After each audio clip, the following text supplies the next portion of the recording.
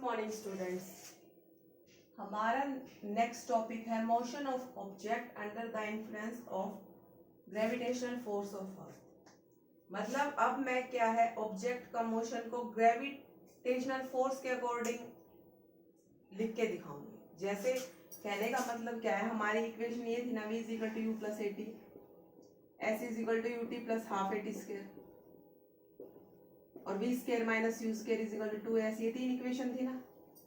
अब इक्वेशन को क्या है मैं ग्रेविटेशनल फोर्स के अकॉर्डिंग लिख के दिखाऊंगी। ठीक है, मान लो कोई भी ऑब्जेक्ट है ये, ठीक, इसकी इनिशियल वेलोसिटी है यू, मैंने इसको क्या कर दिया एक्सेलरेट कर दिया, तो इसकी फाइनल वेलोसिटी बन गई v आफ्टर टाइम t।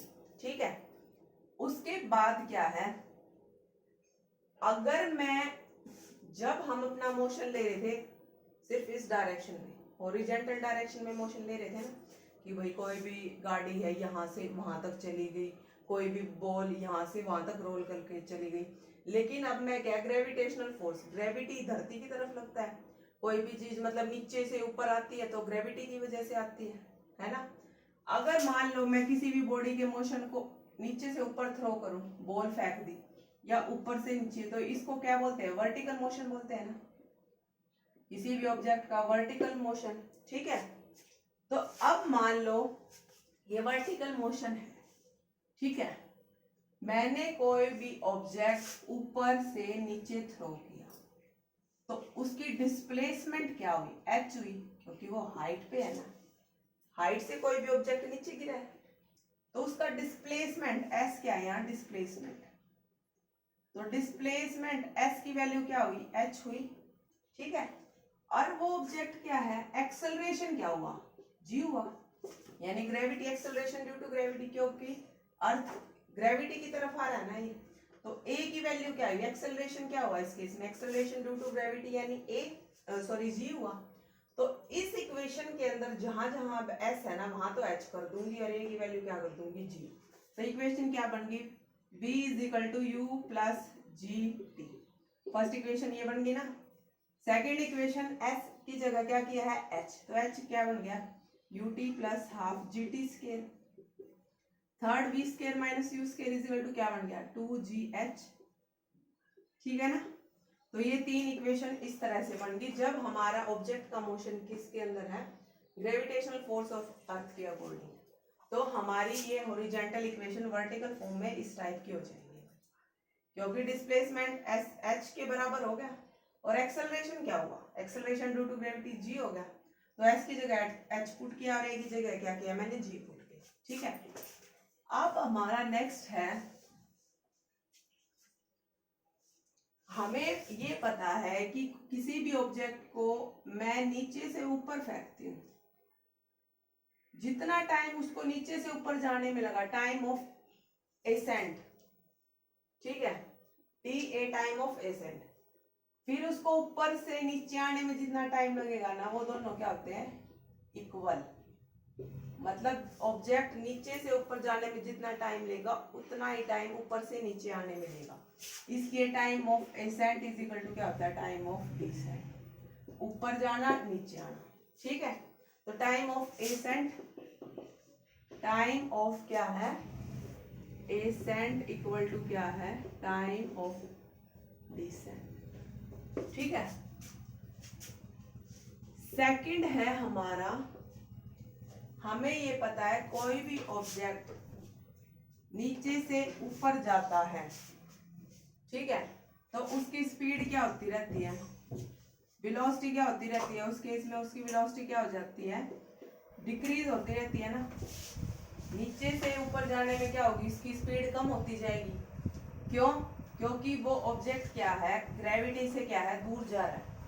ठीक है, यानी g की वैल्यू उस केस में क्या हो जाती है, नेगेटिव, क्योंकि क्या है वो हमारी धरती यानी अर्थ की ग्रेविटी से क्या है, अपोजिट डायरेक्शन में जा रहा है, तो इसलिए g की वैल्यू हम इस केस में क्या लेते हैं, -9.8 मीटर पर सेकेंड। ठीक है, अब कोई भी ऑब्जेक्ट अगर ऊपर से नीचे आ रहा है ना, तो उसकी स्पीड क्या होती है, वेलोसिटी क्या होती रहती है, इंक्रीज होती रहती है।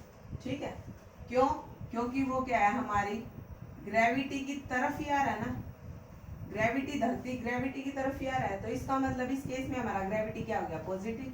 तो इस केस में जी की वैल्यू क्या लेंगे, +9.8 मीटर पर सेकेंड।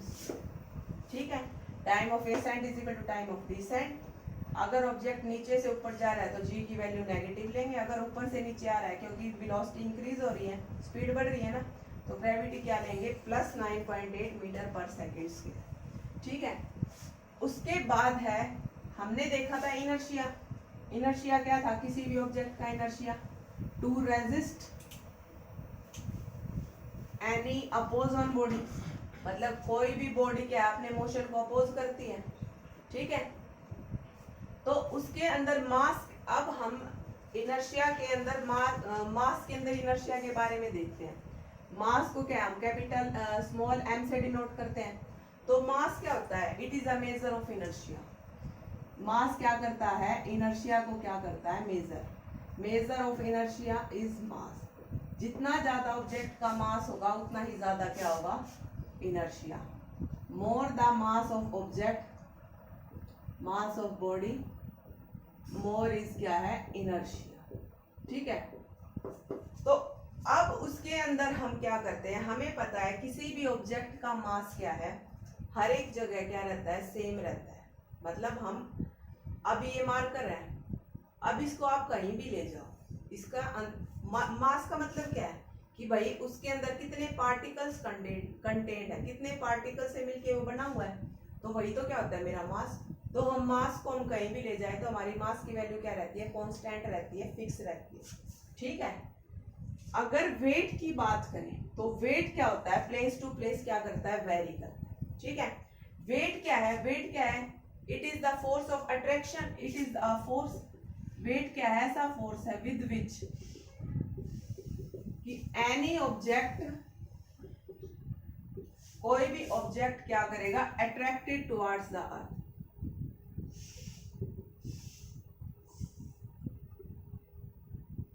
जिस फोर्स से कोई भी ऑब्जेक्ट क्या है अर्थ की तरफ अट्रैक्ट होता है उसको क्या बोलते हैं, वेट बोलते हैं। और वेट क्या होता है, मास डॉट जी ग्रेविटी। तो वेट क्या है, ग्रेविटी के क्या है, डायरेक्टली प्रोपोर्शनल होता है। मास के डायरेक्टली प्रोपोर्शनल है ना वेट। तो इसका मतलब हमने देखा होगा कि हमारा वेट, मून पे जाते हैं तो हमारा वेट क्या हो जाता है, 1/6 हो जाता है अर्थ की बजाय। ठीक है ना। तो वेट क्या होता है हमारा, प्लेस टू प्लेस वेरी करता है, लेकिन हमारी मास की वैल्यू क्या रहती है, कांस्टेंट रहती है। ठीक है। उसके बाद है हमारा एक डिफरेंस ग्रेविटेशन और ग्रेविटी के बीच में, कैपिटल जी और स्मॉल जी। ग्रेविटेशन क्या होता है,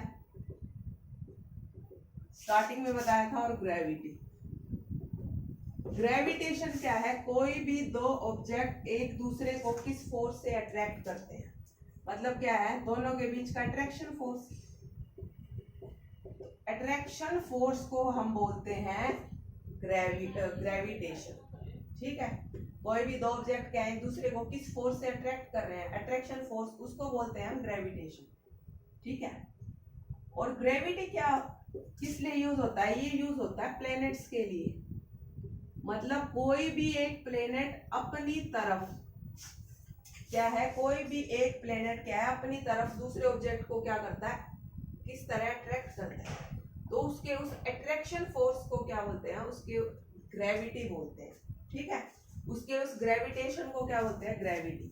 कि any object attracts any other object with a force, फिर उस प्लेनेट के ग्रेविटेशन को क्या बोलते हैं, प्लेनेट के क्या है ग्रेविटेशन को क्या बोलते हैं हम, ग्रेविटी। ठीक है। ग्रेविटेशन तो दो ऑब्जेक्ट के बीच में लग सकता है, जैसे मार्कर ले लिया, इसकी कैप ले ली, तो ये तो हो गया मेरा ग्रेविटेशन, दोनों के बीच का अट्रैक्शन फोर्स। लेकिन ग्रेविटी, अब जैसे सन है, प्लेनेट इसके तरफ रिवॉल्व कर रहे हैं, किस वजह से, उसकी ग्रेविटी की वजह से। ये अप्लाई होता है प्लैनेट्स के बीच में कि कोई भी एक प्लैनेट क्या है, मतलब अपनी तरफ दूसरे प्लैनेट्स को या ऑब्जेक्ट्स को अपनी तरफ अट्रैक्ट कर रहा है, उसके उस ग्रेविटेशन को क्या बोलते हैं, उस प्लैनेट के ग्रेविटेशन को बोलते हैं ग्रेविटी। ठीक है। और हमें पता है इसकी वैल्यू होती है 6.67 6.67 × 10⁻⁻11 न्यूटन मीटर स्क्वायर पर किलोग्राम। और कैपिटल जी की वैल्यू, स्मॉल जी की वैल्यू क्या होती है 9.8 मीटर पर सेकंड स्क्वायर अर्थ के केस में, ठीक है। और हमें पता है ये वैल्यू तो होती है हमारी फिक्स, यूनिवर्सल ग्रेविटेशनल कांस्टेंट, लेकिन ये वैल्यू क्या होती है प्लेनेट टू प्लेनेट क्या करती है वेरी। जी की वैल्यू क्या होती है हमारी प्लेनेट टू प्लेनेट क्या होती है वेरी, ठीक है बेटा। ये था ग्रेविटेशन और ग्रेविटी के बीच में डिफरेंस। आज के लिए इतना ही, फिर नेक्स्ट क्लास में करते हैं। Thank you.